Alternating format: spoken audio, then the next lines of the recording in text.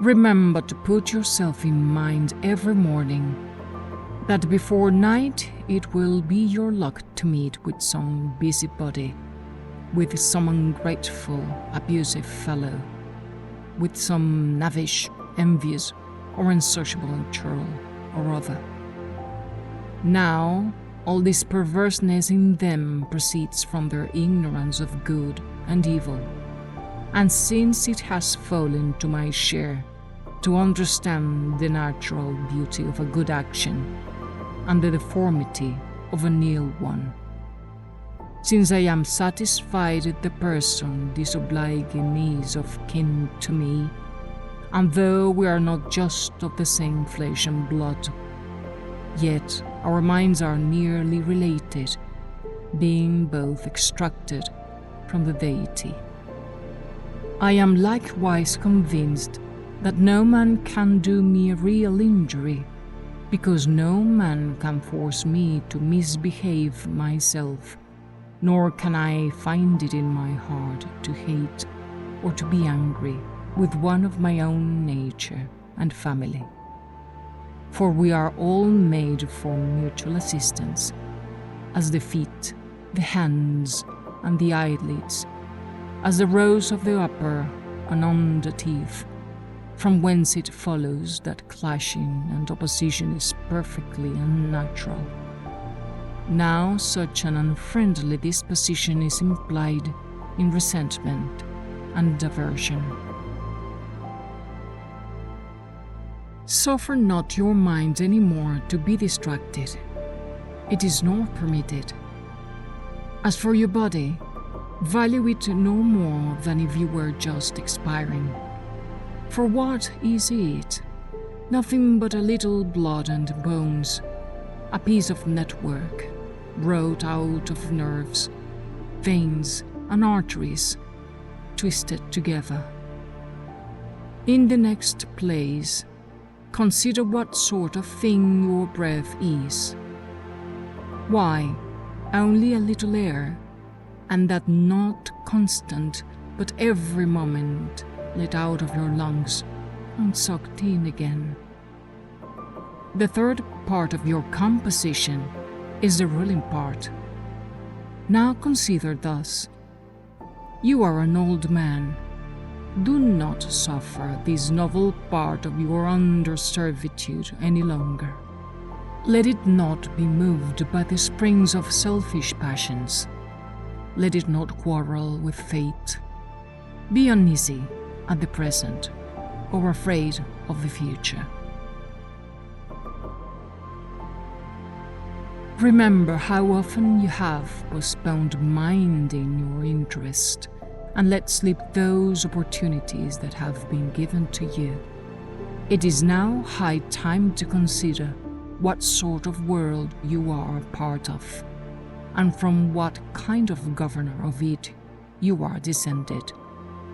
That you have a set period assigned you to act in, and unless you improve it to brighten and compose your thoughts, it will quickly run off with you and be lost beyond recovery. Let every action be done with perfect and unaffected gravity, humanity, freedom, and justice. And be sure you entertain no fancies which may give check to these qualities. This is possible if you will but perform every action as though it were your last. If your appetites and passions do not cross upon your reason, if you keep clear of rashness, and have nothing of insincerity and self-love to infect you, and do not complain of your destiny. You see what a few points a man has to gain in order to attain to a godlike way of living, for he that comes thus far performs all which the immortal powers will require of him. Continue to dishonor yourself, my soul. Neither will you have much time left to do yourself honor.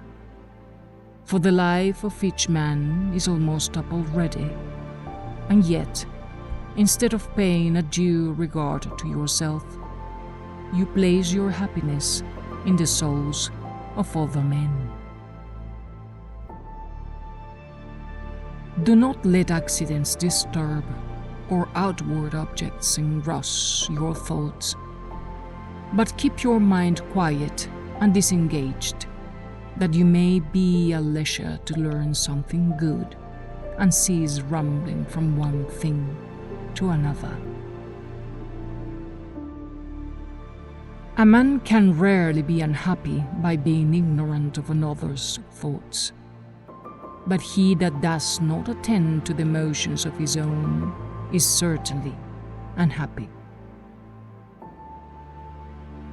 Manage all your actions, words, and thoughts accordingly, since you may at any moment quit life.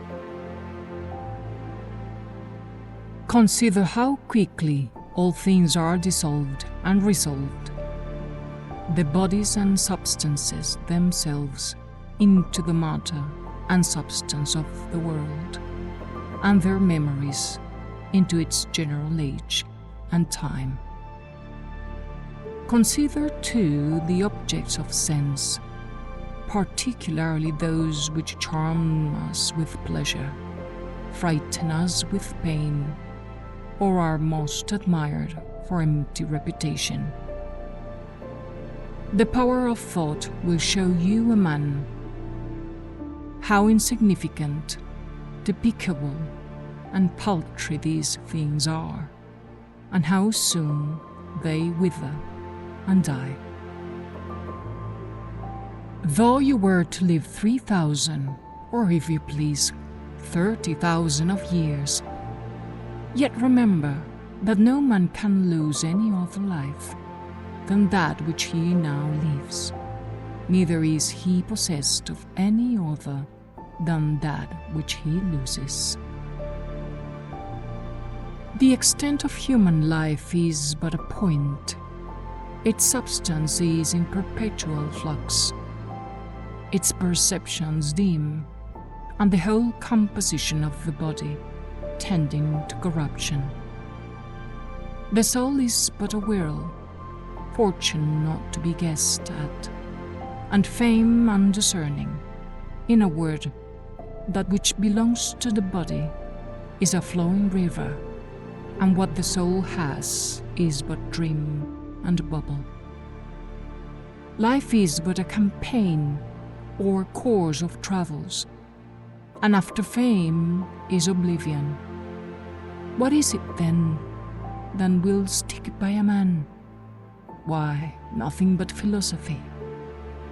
Now this consists in keeping the divinity within us from injury and disgrace, superior to pleasure and pain, doing nothing at random, without any dissembling and pretense, and independent of the motions of another.